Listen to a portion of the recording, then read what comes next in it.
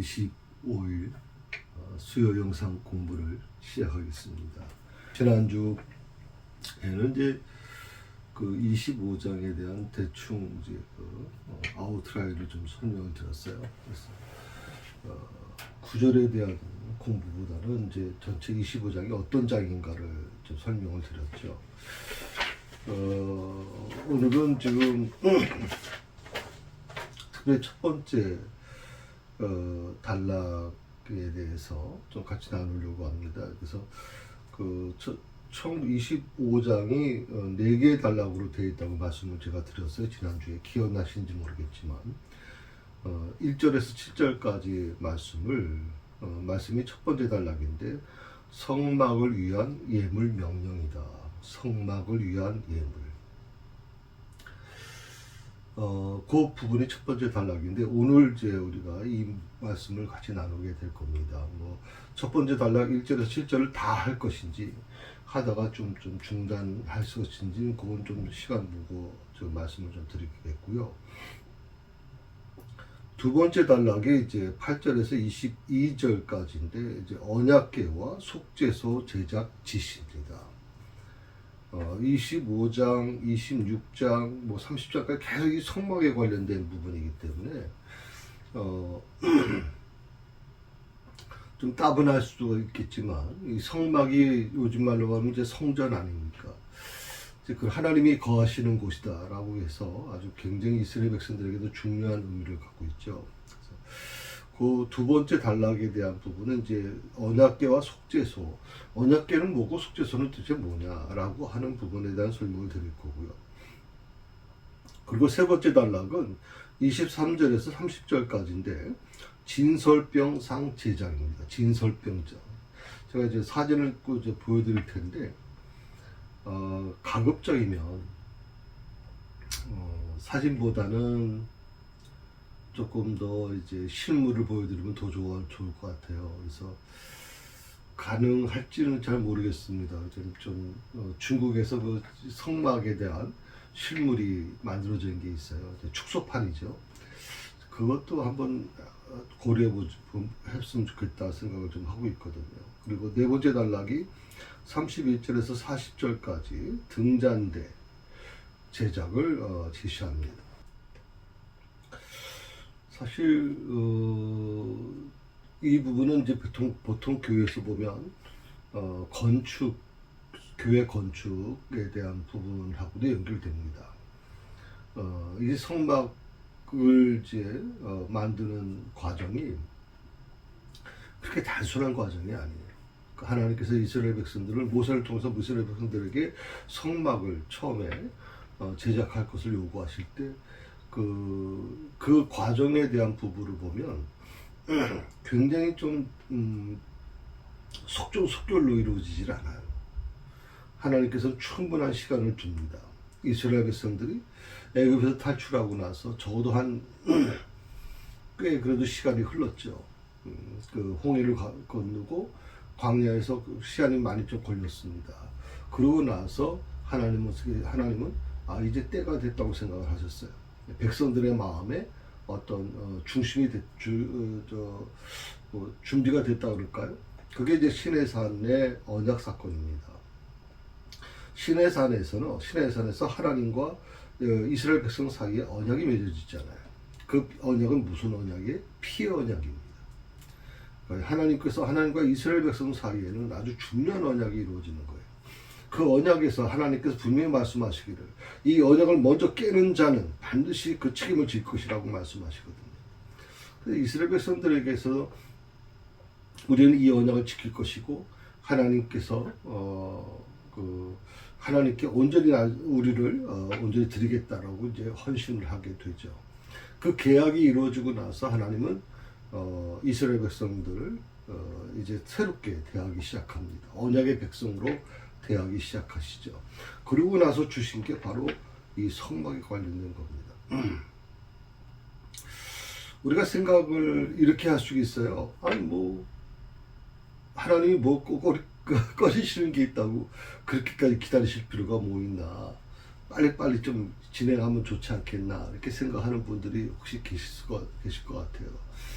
그거는 제가 말씀을 준비하는 저도 왜 하나님께서 이렇게 오랜 시간을 기다리실까라고 생각을 했어요. 근데 이 성막을 짓는 과정을 보게 되면 이스라엘 백성들이 정말 자기의 마음을 다해서 온전히 이 성막을 짓는 일에 헌신합니다. 다 여러 가지가 있죠. 이제 금을 제공하기도 하고, 은을 제공하기도 하고, 동을 제공하기도 하고, 그리고 또 각종 실들을 제공하기도 하고, 가죽을 제공하기도 하고, 또 직접 품삯을 내서 온전히 자기 기술을 가지고 하는 경우도 있고요. 그러니까 이 성막을 만드는 과정 자체가 이스라엘 백성들 모두가 합력하는, 합력할 선을 이룬다라는 게 바로 이 성막을 짓는 과정에서 이루어지는 게 아닌가, 그런 생각을 좀 해봤습니다. 사실 과거에 우리 교회들을 보면 급성장했잖아요. 그런데 그 과정에는 반드시 따라오는 게 있죠. 그게 뭐냐면 교회 건축입니다. 아버님이 목회하셨던 번동제일교회도 제가 알기로는 아버님이 목회하시면서 한 3번, 4번 건축하신 것 같아요. 첫 번 건축하실 때는 천막, 미군 천막이죠. 미군 군용 천막을 이제 가져다가 거기 그 천막에서 예배를 드리셨거든요. 근데 하도 교인들이 몰려오니까 그 천막에서 수용을 할 수가 없으니까 이제 교인들이 그때 당시 제가 알기로는 전부 남편을 전쟁터에서 잃었죠. 남편이 이제 전쟁터에서 죽고 이제 혼자 되신 그분들을 이제 정부가 좀 이제 먹고 살 수 있도록 땅을 불화해 줬어요. 그 불화받은 땅 중에서 일부를 전부 다 떼어서 10분의 1 정도는 뗐다고 봐야 돼요. 그리고 그것을 통해서 교회가 세워졌거든요. 참 제가 어릴 때는 허벌판과 같은 곳이었는데 건축을 하려고 보니까 돈이 있어요, 뭐가 있어요. 그 당시 가난한 사람들이 모인 곳인데, 그래서 벽돌 한 장 한 장을 전부 다 교인들이 짊어서 나르고, 또 웬만한 것들은 청년들이, 그 당시 청년들이 같이 나서서 교회를 이제 어설프지만 졌어요.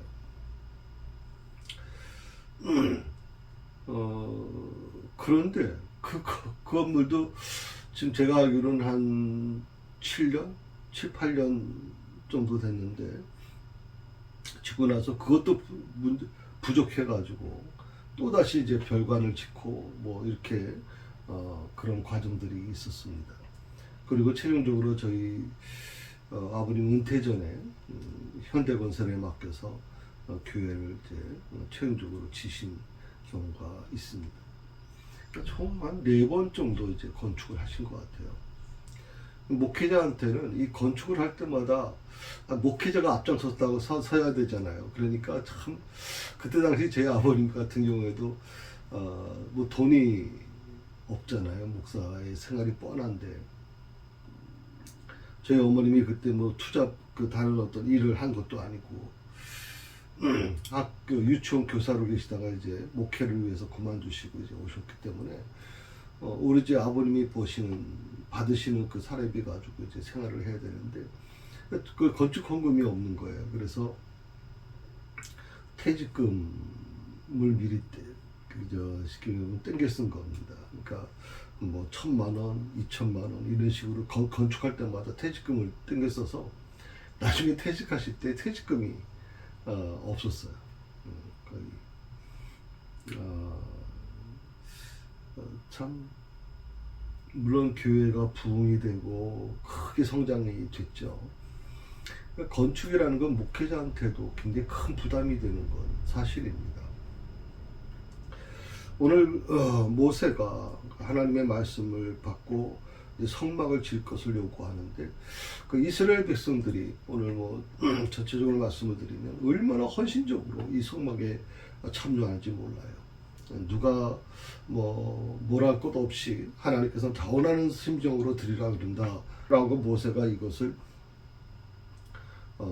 이스라엘 백성들한테 공포할 때 놀랍게도 이스라엘 백성들이 그 기쁜 마음으로 헌물을 합니다.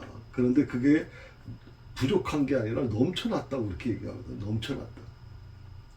참 그런 걸 보면 얼마나 감동이 되는지 모르겠어요. 하나님께서는 이제 모세를 통해서 이스라엘 백성들에게 이제 자발적인 헌신을 통해서 이제 성막이 건축되기를 원하셨어요.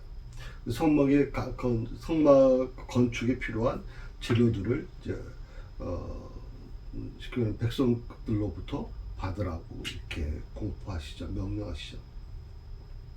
자발적인 헌신, 의무적인 것이 아니라 우리가 성막을 교회를 짓는다 그러면 의무적으로 얼마 제주들은 얼마를 해야 되고 얼마를 해야 이렇게 의무적인 것이 보통 기본이라고 생각을 하는데 하나님께서는 그렇게 하지 않으셨어요. 이스라엘 백성들의 자발적인 헌신을 원하셨거든요. 그게 진정한 헌금의 의미가 아닐까 그런 생각을 좀 해봅니다.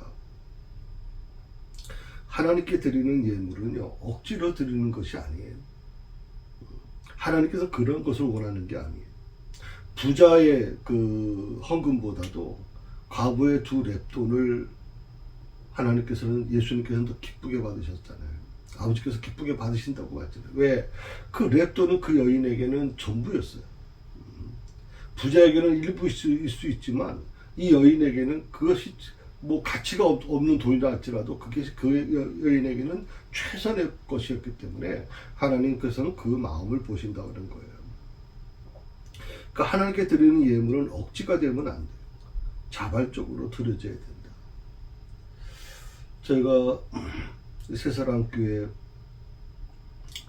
이제 그 건축을 할 때 저는 교인이 없이 했어요. 그러다 보니까 교인들이 건축 헌금이라는 의미를 잘 몰랐고요. 또 26년간 이 교회를 운영해 오면서 건축 헌금에 대한 부분을 우리는 다른 땅을 사거나 그런 것도 없었기 때문에 건축 헌금을 한 적은 없어요. 다만 이제 1층을 이제 실로암을 하기 위해서 1층을 좀 개조할 필요가 있었기 때문에 인테리어를 좀 하기 때문에 그것도 교회가 그 돈을 비치해 놓고 처음에 견적에서는 한 2,500만 원 정도 들 거다. 이제 10몇 년 전에 있었던 일이죠. 그 견적을 받고서 제가 공사를 맡겼는데 우리 같은 교인이잖아요. 그런데 나중에 이제 하다 보니까 거의 6천만 원까지 이르기 때문에 교회가 한 2,500만 원까지는 이미 그 인테리어 비용을 수리 비용을 이제 준비했는데 도저히 감당할 수가 없어서 그래서 이제 그 성도들이 특별 헌금을 하신 적은 있습니다만 그 건축이라고 보기는 어렵고요. 이런 부분들이 여러 가지 지금 의미를 가져다 줄 수 있다고 생각을 해요. 그래서 지금까지 목회를 해오면서 저도 교회에서 주는 사례비만 가지고 살아왔어요. 제 아내가 무슨 돈을 벌지도 않았고 저희 아내에게 무슨 저 아내가 능력이 많거든요. 여러분 아시겠지만 사모가 참 능력이 많은 사람이에요. 그럼에도 불구하고 저는 교회에서 주는 페이만 사례비만 갖고 산다. 그게 제 원칙이었거든요. 그러다 보니까 여러 가지 그런 성도들의 어려운 입장을 제가 알아요. 성도들이 얼마나 힘들게 사는지를 알기 때문에 섣불리 제가 이렇게 말씀을 드리진 않아요. 다만 이번에 엘리베이터에 대한 부분은 지금 지난주로 모든 게 다 종결됐습니다. 그래서 설문조사가 다 종결되고 이제 그 근거로 이제 추진위원회가 이제 본격적으로 움직이게 될 것이고 그리고 지금 아직 재직회 결의가 이루어져서 이제 최종적으로 어떻게 우리가 이 엘리베이터 비용을 감당할 것인가에 대한 부분을 지금 의논해야 되는데 벌써 너무 급하신 분들이 벌써 다 헌금을 하셨어요. 우리 연세 많으신 권사님, 집사님들이 난 정말 그 헌금을 받아두고 참 마음이 좀 찡해합니다. 그분들에게 그 돈이 얼마나 귀한 돈인 걸 알거든요. 정말 그분들이 무슨 돈을 버는 분들도 아니고 자녀들이 주는 용돈 조금씩 모아놔서 그것을 가지고 헌금을 드리는 한 구자가 100만 원인데 그 100만 원을 드리는 거예요. 제가 그거 받아놓고서 아니 왜 이렇게 아직 교회에서 최종적으로 이제 저렇게 결의하고 이제 공포하려고 했던 건데 미리 다 드리는 거예요. 참 제가 또 뭐 감동이 되기도 하고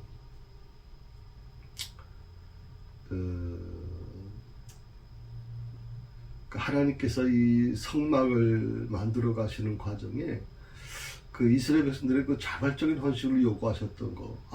자발적으로 하면 누가 그거 내겠습니까? 귀한 금이나 보석 같은 거를 누가 내놓겠습니까? 근데 놀라운 것은 모세가 그 하나님의 말씀을 전달하자마자 놀랍게도 이스라엘 백성들이 서로들 그걸 내놓는 거예요. 서로들. 그거는 물론 나중에 자세히 말씀을 드리지만 그 물건이 아깝지 않은 사람이 어디 있겠어요. 그런데 그것을 정말 아깝지 않게 하나님을 위해서 헌물하는 이스라엘 백성들의 그 자발적인 헌신을 보면 너무나도 감동이 되기도 합니다. 특히 그 출애굽기서 25장 2절에 있는 말씀을 보게 되면 이렇게 말씀하세요. 여호와께서 모세에게 말씀하여 이르시되 이스라엘 자손에게 명령하여 내게 예물을 가져오라 하고 기쁜 마음으로 내는 자가 내게 바치는 모든 것을 너희는 받을지니라. 백성들의 헌신과 믿음을 하나님은 기뻐하신다. 자발적으로 드려지는 이 헌신. 그래도 특히 헌금은 믿음의 그 정도에 따라 달라져요. 아까도 조금 전에 말씀드렸지만 물질이 아깝지 않은 사람이 어디 있겠어요. 뭐 저 사람이 좀 나보다 좀 잘 사는 것 같아. 그래도 그분에게는 물질이 굉장히 중요한 겁니다. 여러분 물질 중요하지 않다고 생각하는 사람 없습니다. 뭐 돈을 돌같이 보라, 금을 돌같이 보라고 하는 얘기도 있지만 사실 요즘 세상은 정말 뭐 돈을 돌처럼 보는 사람이 거의 없을 겁니다. 그만큼 돈이 지배하는 사회가 됐기 때문에 그렇죠. 이런 아름다운 모습들이 지금 이스라엘 백성들에게 있는 겁니다. 그 예물의 종류를 보게 되면 금, 은, 청동 같은 이제 기금속이 있었고요. 그 다음에 청색, 자주색, 홍색, 실. 이게 이제 청색, 자주색, 홍색 실이라고 하는 게 굉장히 그 당시에는 굉장히 귀한, 왜냐하면 이제 색을 물들이는 실이기 때문에 굉장히 중요한 부분이죠. 귀한 겁니다. 우리처럼 이렇게 요즘에 흔한 그런 실 개념으로 이해하는데 그게 아니죠. 자주색 그 실은 굉장히 귀한 겁니다. 이게 왕들만 입었던 총독이나 이런 중요한 이런 직분에 있던 사람만 입었던 옷이거든요. 그 가치는 상상을 못할 정도인데 이게 뭐냐면 자주색이라고 하는 게 이제 조개에서 뽑아내는 거기 때문에 굉장히 귀한 겁니다. 굉장히 귀한 거. 예수님께서도 이 자주색 그 망토를 빌라도가 자기가 입던 거를 뭐 다 헐어진 거겠죠. 그거를 예수님을 왕이라 이렇게 모욕하기 위해서 그걸 내준 일이 있지 않습니까? 그 다음에 염소 털, 그 다음에 바다소 가죽, 뭐 이렇게 다양한 직물과 가죽이 포함되어 있어요. 그리고 그것만 있는 게 아니에요. 올리브 기름, 또 향품, 보석, 성막 제작에 필요한 이 중요한 재료가 언급되어 있는 게 바로 25장에서 25장 3절에서 7절에 있는 말씀이거든요. 한번 같이 읽어봅니다. 3절부터 7절입니다. 너희가 그들에게서 받을 예물은 이러하니 금, 은, 녹과 청색, 자색, 홍색 실과 가는배 실과 염소 털과 붉은 물 들인 수장의 가죽과 해달의 가죽과 조각목과 정료와 간유해 드리는 향료와 분양할 향을 만들 향품과 호마노며 애복과 흉패에 물릴 보석이니라.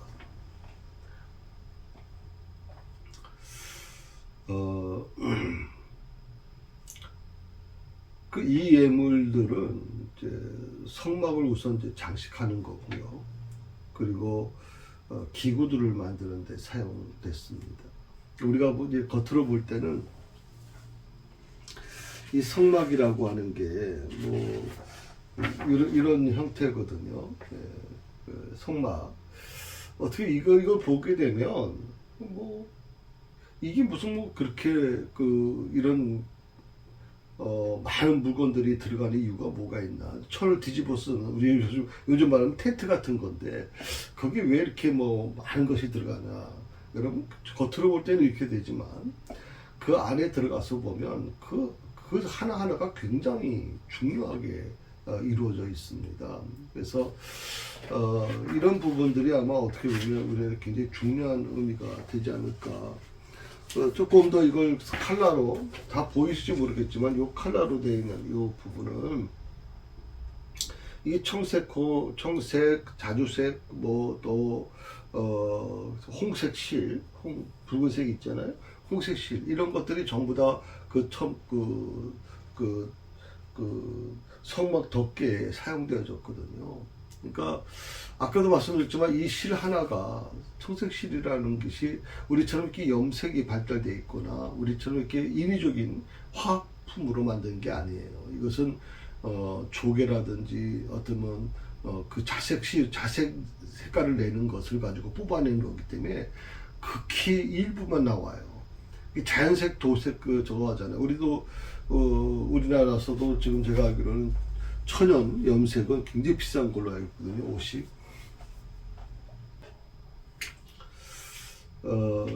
참 그러니까 어떻게 보면 이런 재료들이 모든 백성들이 좀 소중히 여기는 귀한 것들이기 때문에 사실 저는요 처음에 이 하나님께서 모세를 통해서 말씀하셨을 때 명령하셨을 때 이스라엘 백성들이 좀 주저할 줄 알았어요.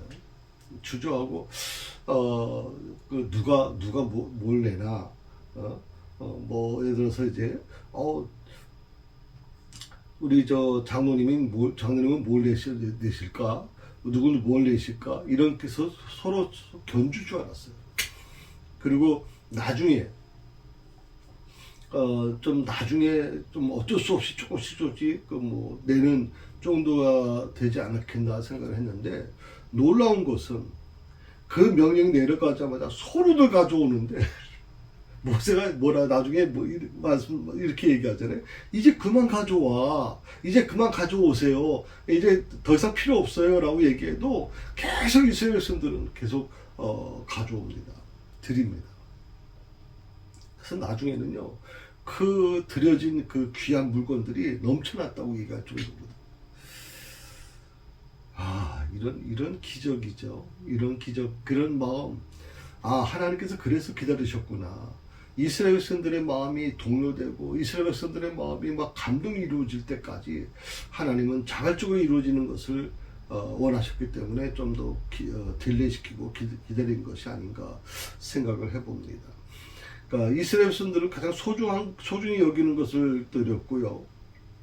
하나님께서는 이 귀한 예물을 기쁨으로 받으셨다라고 하는 겁니다. 이것은 하나님께 드리는 예물은 단순히 물질적 제공이 아니라 사람의 마음, 헌신을 담은 예배의 중요한 표현임을 나타내고 있습니다. 요즘 말하면 이제 헌금이 그만큼 중요한 부분입니다. 주일날 이제 헌금을 보게 되면 정말 정성껏 준비한 헌금이 있고요. 그냥 어떻게 보면 꾸질꾸질한 돈을 들이신 분도 있습니다. 저 같은 경우에는 이 헌금에 대한 부분을 제가 사례비 받기 바로 전 주일날 드립니다. 사례비 받고 드리는 게 원칙이잖아요. 왜냐하면 그러지 않으면 저 같은 경우에 무슨 밖에 나가서 무슨 돈을 설교를 자주 하는 목사가 아니거든 저는요. 그리고 설교, 다른 교회에서 설교하고 받은 페이도 가급적이면 저희 교회에다 다 넣기 때문에 제가 사례비만 가지고 살아가려면 쉽지 않아요. 그런데도 불구하고 사례비를 받기 바로 전 주일날 이 헌금을 드려요, 저는. 그러기 위해서는 준비가 필요하잖아요.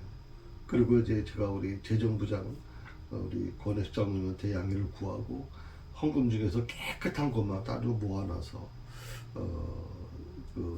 헌금을 미리 준비합니다. 목사인 저도 굉장히 헌금 준비하는 것이 쉽지 않다고 생각을 해봤어요. 그럼에도 불구하고 헌금을 준비하는 이 시간이 굉장히 행복하고요.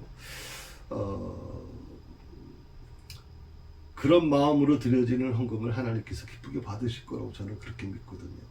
제가 특별히 지금도 한 5년 이상 지금 멈추지 않고 드리는 게 이제 1,000번제라는 헌금이거든요. 제가 이 헌금은 1,000번째 헌금은 의무적인 헌금이 아니라 공식적인 헌금이 아니라 내 개인적으로 드려지는 헌금이고, 또 일부 또 우리 교인 중에 또 한 분이 목사님이 드리는 헌금을 나도 좀 드리고 싶습니다. 그래서 참여하고 계세요. 1,000번째 헌금은 저는 그렇게만 쓰거든요. 감사 또 감사. 모든 게 하나님께 감사라고 생각을 하는 거예요. 그러니까 정말 감사한 일이 있어서 자녀가 대학에 입학하고 자녀가 어떻게 하고, 물론 그건 따로 감사헌금을 제가 따로 드려요. 우리 아들이 또 독일에 유학을 가게 되고, 또 그 속에서 정말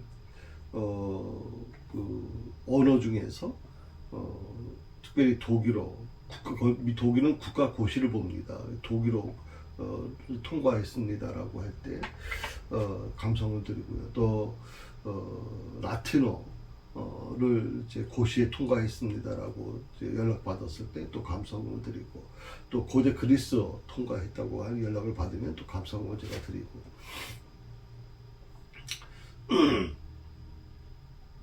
그런데 그런 감사헌금 드리는 거하고 상관없이 제 마음속에는 매주마다 하나님께 감사해요. 감사한 일이 있든 없든 간에 그건 중요한 게 아니에요. 저는 매주 한 번 하나님께 감사헌금을 드려요. 감사 또 감사. 이것이 제 안에 있는 중심이에요. 그래서 제가 주일날 예배 끝나면서 은혜라고 하는 찬양을 계속 부르는 이유가 뭐냐면, 내가 오늘 여기까지 존재하고 있는 것이 은혜다. 몸은 다 26년 목회하면서 몸은 다 망가지고, 정말 경제적으로도 굉장히 좀 여유롭지 못하고 여러 가지 부족함이 많이 있지만, 그럼에도 불구하고 저는 그 하나님의 은혜를 잊지 못해요. 오늘까지 이끌어 주신 하나님의 은혜, 몇 사람의 의사들을 입을 통해서 당신 이러다 죽어요, 지금 어렵습니다, 굉장히 위험한 상태입니다라는 얘기를 수없이 제가 들었거든요.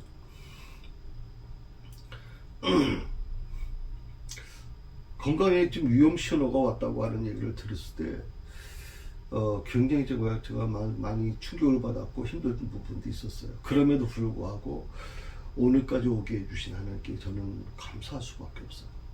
그게 은혜고, 그 은혜 속에 제가 오늘도 살아가고 있거든요. 그래서 아침마다 새벽 기도에 나올 때마다 저는 하나님께 감사해요. 오늘도 호흡할 수 있게 해주셔서 감사하고, 이 새벽 잔을 지키게 해주셔서 감사하고, 오늘 여러분과 같이 이제 바로 이런 부분을 가지고 이제 같이 나누게 될 것입니다. 특별히 여러 가지 과정들에 있어서 이제 사진들을 여러분에게 보여드릴 것이고, 가급적이면 이제 법궤라든지 언약궤라든지 이런 것들, 금초 때도 마찬가지고, 이런 것들을 좀 여러분에게 좀 직접 모델로 보여드리면 좋겠고, 또 우리 성도들이 오면 한 구석에 그런 것이 전시되어 있으면 참 좋겠다라는 생각을 좀 해봤어요.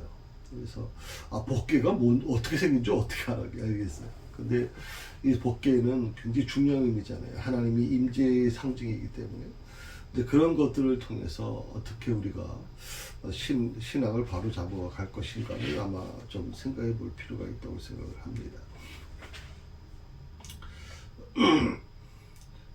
내가 가진 거 가장 귀한 것을 하나님께 드린다는 거. 그 어떤 사람은 금을 드리는 사람도 있겠죠. 어떤 사람은 은을 드리는 사람도 있을 것이고, 어떤 사람은 청색실을 드리신 분도 있을 것이고, 어떤 사람은 가죽을 드리신 분도 있을 겁니다. 정도는 다르죠. 그 당시에 뭐 가죽이 워낙 가죽도 마찬가지지만 금 같은 경우에도 굉장히 귀한 거 아닙니까?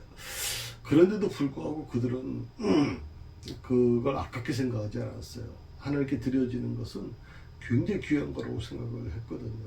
그래서 그 하나님께 그 가장 귀한 것을 드림으로 인해서 하나님이 내 삶의 중심임을 고백하고 있는 거예요. 하나님이 내 삶의 중심이다. 이 금보다 더 중요한 것이 바로 하나님이세요. 바다소 가죽이라는 것은요, 굉장히 귀한 거예요. 그들은 해안가에서 살아보질 않았잖아요. 그런 귀한 그 가죽을 가지고 왔을 때 얼마나 그게 소중하겠어요. 그런데 그들은 하나님께 드려지는 것에 대해서는 아깝게 생각하지 않았거든요. 왜냐하면 하나님이 내 마음속에 내 삶의 중심이라고 생각하는 거예요. 저는 이게 신앙생활의 가장 중요한 거라고 생각해요. 하나님이 내 삶의 중심이 될 때 그 어떤 것보다도 굉장히 중요한 의미가 될 수 있다라고 생각합니다. 사실은 이스라엘 백성들이 어디서 이제 금이 났겠습니까? 노예 생활을 했는데 어디서 뭐 금이 나고 은이 나고 뭐 또 특히 아까도 조금 더 말씀드렸지만 이제 그 가죽 또 청색실, 자색실 이런 것들은 굉장히 고가거든요. 그러니까 이건 이스라엘 백성들이 지닐 수가 없는 거예요. 근데 이게 어떻게 가능했을까? 근데 이게 하나님께서 이것을 위해서 뭐라고 말씀하셨냐면 이스라엘 백성들한테 출애굽할 때 애굽 사람들로부터 많은 재물을 얻게 하라고 말씀하셨거든요. 많은 애굽 사람들, 애굽 백성들이 굉장히 좀 충격을 받았잖아요. 왜냐하면 장자의 죽음으로 인해서 뭐 정말 하루빨리 이스라엘 백성들이 우리 곁을 떠났으면 좋겠다라고 생각을 했거든요. 그럴 때 하나님께서는 빈손으로 나오지 말고 너희가 있던 그 주인들, 노예로 있었으니까 주인들, 또 아니면 뭐 애굽 사람들, 이웃 사람들, 애굽의 이웃 사람들, 그들에게 당당하게 얘기해라. 당신이 갖고 있는 것을 우리에게 좀 달라. 우리도 필요하니까. 우리가 지금 400년을 일을 했는데 우리가 그것을 당당하게 요구를 했고, 애굽 사람들은 자기들이 갖고 있던 금 폐물을 다 먼저 갖다 줬어요. 빨리 나가라고. 귀한 것들 다 갖다 내줬거든요. 아마 그것은 하나님께서 이 성막을 지키기 위한 하나의 재료를 이미 이스라엘 백성들에게 준비시키셨다고 생각을 합니다. 그리고 놀라운 것은 광야 속에서 금이 무슨 의미가 있겠어요? 또 무슨 뭐 이런 적세실이 무슨 뭐 문제가 있겠어요? 이게 거래를 해야 이게 귀한 것인데 거래할 데가 없잖아요. 광야에서. 항상 이게 중요하다고 생각을 하거든요. 하나님께서는 이스라엘 백성들에게 뜬금없이 갑자기 성막을 지켰다고 말씀하시는 게 아니라 성막을 지키기 위한 그 모든 재료를 미리 애굽에 탈출할 때부터 준비시키셨어요. 이스라엘 백성들에게 당당하게 애굽 사람에게 요구해라. 그러면 그들이 내줄 것이다라고 말씀하셨고, 이스라엘 백성들은 그렇게 해서 물건을 받아 나왔거든요. 특히 1, 2절 우리가 읽었습니다만은 특히 헌금, 예물 하나님께 드려지는 것은 자발적인 헌물이어야 된다는 걸 아까도 말씀드렸잖아요. 그리고 3절에서 7절 말씀은 예물의 종류가 어떤 거냐 이렇게 얘기 나오고, 그리고 이제 8절에서 9절에 있는 말씀은 8절부터 두 번째 단락에 속해 있습니다만은 구조로 보면 8절 9절까지도 아마 가능할 거라고 생각했는데 8절부터 있습니다. 내가 그들 중에 거할 송소를 그들이 나를 위해 짓되 물은 내가 내게 보이는 모양대로 장막을 짓고 기구들도 그 모양을 따라 지을지니라.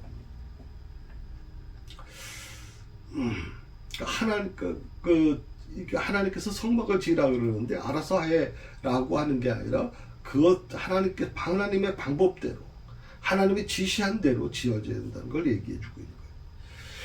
우리가 신앙생활을 할 때 내 마음대로 하고 싶어요. 뭐 그런 분들이 있어요. 좀 교회를 해서 열심히 봉사하고 충성하고 헌금도 열심히 해요. 그런데 이분들이 어떤 문제가 있냐면 내 방식대로 하고 싶은 거예요. 내 방식대로. 그게 하나님이 원하시는 방식이 아니에요. 그러니까 하나님은 하나부터 열까지 전부 다 하나님의 방식대로 지으라고 그렇게 명령하셨거든요. 이런 사실을 통해서 우리가 알 수 있는 것은 한 몇 가지 좀 알 수가 있어요. 첫 번째, 모든 하나님의 일은 하나님의 계시 곧 말씀으로 시작된다 하는 거예요. 하나님의 말씀으로 시작되는 거다. 그러니까 하나님의 일은 내 생각으로 하는 게 아니에요. 하나님의 일은 하나님의 말씀으로 시작되는 거예요. 두 번째, 하나님의 방법으로만 시행되어야 된다. 이게 하나님의 그 식양대로 이렇게 얘기하는데 하나님의 방법대로 시행되어야 된다. 거기에 인간의 생각이 하나라도 들어가질 않아요, 여러분. 중요한 건 바로 그거예요. 하나님께서 그 성막을 짓는 모든 과정을 하나부터 열까지를 전부 다 지시하시거든요. 그리고 이스라엘 백성들은 그 지시한 것에 따라가는 거예요. 저는 이것이 교회에서도 적용되어야 된다고 생각해요. 교회 생활에. 이런 마음, 하나님의 방법대로 시행되어져야 된다고 하는 것을 확신을 갖고 있는 사람들이 모여있는 교회가 참 아름다운 교회라고 생각을 하거든요. 세 번째로, 그리고 그 일은 인간의 노력과 헌신이 필요하지만 궁극적으로 하나님께서 이미 모든 준비를 완료하고 계시고 그리고 그 일을 추진하고 계신다는 점에서 우리에게 중요한 의미를 주죠. 그러니까 인간의 노력이 필요합니다. 예. 그 시를 해가지고 이제 시를 이제 그걸 뭐라고 표현합니까? 보통 우리 그걸 이제 질문을 만들잖아요. 시를 가지고 그 기술이 있어야 되거든요. 전문 기술자가 돼야 되잖아요. 또 금을 녹여서 하나님이 원하시는 방식대로 만들려면 금을 다룰 줄 아는 그런 기술이 있어야 되잖아요. 그러니까 인간의 노력과 헌신이 필요해요. 그것이 하나님께 그 필요를 쓴단 말이죠. 그런데 궁극적으로 하나님께서 이미 모든 준비를 완료하고 계시다라는 게 중요한 거죠. 그 모든 재료는 이미 하나님께서 이스라엘 백성들에게 이미 애굽 탈출할 때부터 이미 준비시키셨던 것이고요. 그리고 그 일을 계획하고 추진하고 계신다는 점이 오늘 우리가 좀 알아야 될 부분이 있습니다. 그렇기 때문에 우리는 하나님을 위한 봉사를 하기 앞서서 먼저 하나님의 주권을 인정하는 게 중요해요. 하나님의 주권을. 어떤 일을 하는 데 있어서 내가 한다. 내가 열심히 지금 봉사하고 있어. 그러니까 왜 목사님도 왜 나를 알아주지 않는 거예요? 우리 그 성도들이 왜 나를 알아줘? 내 노력을 왜 알아주지 않아? 이렇게 얘기하시는 분들이 있는데 그건 잘못된 거예요. 하나님을 위한 봉사하기에 앞서서 먼저 하나님의 주권을 인정하셔야 돼요. 주권, 하나님의 주권. 나에게 일을 맡겨주신 그 하나님의 주권을 인정하셔야 돼요. 그리고 하나님께 겸손하게 나의 모든 것을 의탁하는 그리고 그런 어떤 전적 의뢰와 기도가 있어야 되는 겁니다. 그러면 교만해질래야 교만해질 수가 없어요. 내가 한 거야. 내가 할 수 있어. 어느 교회는 그 문이 거의 한 40년 이상 된 문인데 이게 뭐 다 녹슬어 가지고 문을 열려고 그러면 뭐 일부 떨어져 나가고 뭐 굉장히 어려워요.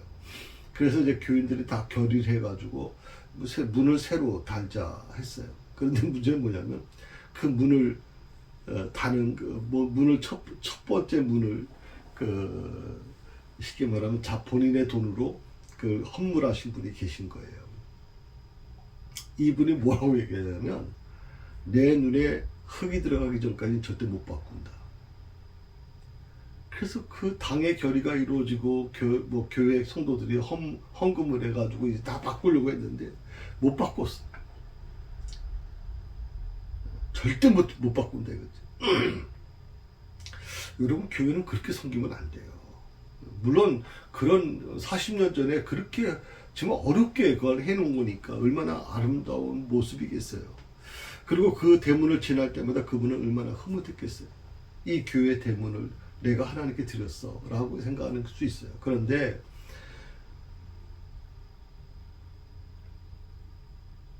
하나님이 그걸 원하실까요? 하나님께서 그런 모습을 바라고 계실까요? 아니잖아요.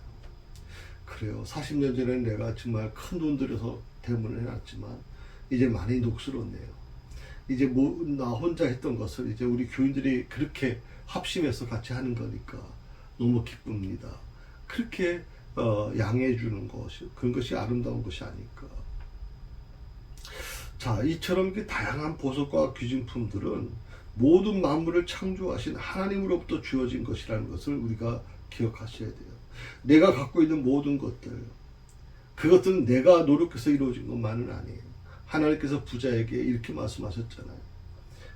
부자가 농사를 잘 지어가지고 창고를 짓고 뭐 평생 살 수 있을 것 같은 얘기할 때 하나님께서 뭐라고 했어요? 오늘 밤 내 생명을 내가 취해가면 그 많은 재산 누구 것이 될 것이냐라고 묻고 계시잖아요. 여러분, 살아있을 때 중요한 거지 죽은 다음에 그 물질이 무슨 의미가 있어요? 자, 하나님은 그 모든 것을 다 우리에게 주셨어요. 그리고 이 모든 것을 인간들에게 주어서 다 관리하고 다스리게 하셨다라고 말씀하십니다. 어떻게 보면 구약시대만 이런 부분이 있는 게 아니라 하나님께서 오늘도 나에게 이것을 요구하실 때 나는 어떤 마음으로 이 물질을 드릴 것인가, 하나님이 원하시는 걸 내가 어떻게 드릴 것인가, 교회가 원하는 걸 어떻게 내가 하나님께 드릴 것인가. 그리고 평소에도 하나님의 영광을 위해서 그 모든 것을 사용할 수 있어야 된다고 저는 그렇게 믿고 있습니다. 오늘 그런 마음을 가지고 우리가 하나님께 드렸을 때 하나님은 결코 물질에 궁핍하신 신이 아니다. 모든 만물의 주인이시다. 학개서 2장 8절에 이렇게 나와 있어. 하나님은 외부의 도움이 전혀 필요치 않으신 분이에요. 그럼에도 불구하고 거룩한 일에 있어서 하나님 혼자 단독적으로 사역을 하시거나 그러지 않으세요. 더불어 인간의 동력을 기뻐하시는 분. 자, 그런 부분을 가지고 오늘부터 이제 성막에 관련된 부분을 같이 나누게 될 것입니다. 오늘 이 성막 관계되는 이 모든 과정을 통해서 여러분들 교회관을 좀 새롭게 정립했으면 좋겠고 물질관을 좀 새롭게 정립했으면 좋겠습니다. 기도하십시다. 하나님 감사합니다. 오늘부터 이제 성막에 관련된 말씀을 나누려고 합니다. 이 부족한 종 입술을 주관해 주셔서 혹시 개인적인 어떤 생각이 있었다면 주여 삭제시켜 주시고 오직 하나님께서 전하고자 하시는 말씀만 전해질 수 있도록 도와주옵소서. 특별히 감사합니다. 교회를 위해서 정말 헌신하는 귀한 일꾼들이 세 사람 껴 있음을 감사합니다. 아버지 하나님께서 하나님 저들의 불쌍히 여기시고 저들의 삶을 축복해 주시기를 간절히 원합니다. 오늘 하루도 또 앞으로 삶도 늘 우리 성도들과 동행해 주시기를 간절히 원하오며 예수님의 이름으로 기도드립니다. 아멘.